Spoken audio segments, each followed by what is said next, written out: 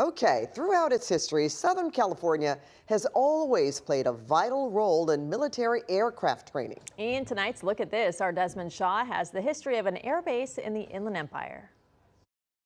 Well, take a look at this runway near Riverside. This is March Air Reserve Base, and it's been an important part of Southern California military prowess for over 100 years.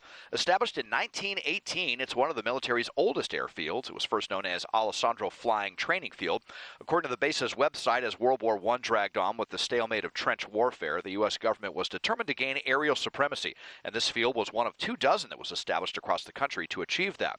Within a year of opening, it was renamed in honor of Lieutenant Peyton March, who died in Texas after being injured in an aircraft crash.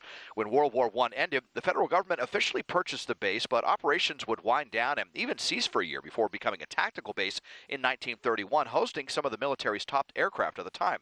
The field became pretty famous after visits by Hollywood celebrities and celebrity aviators like Amelia Earhart. Many important military test flights would also happen here.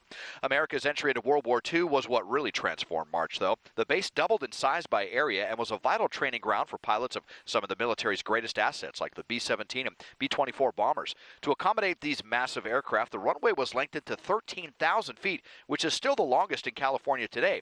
This is also where Bob Hope performed the first of his legendary USO shows. As the U.S. entered into the Cold War, icons like the B-52 Stratofortress and the KC-135 tanker were based here. By 1966, March was home to the U.S.'s largest bomber wing group, playing an important support role for troops in Vietnam.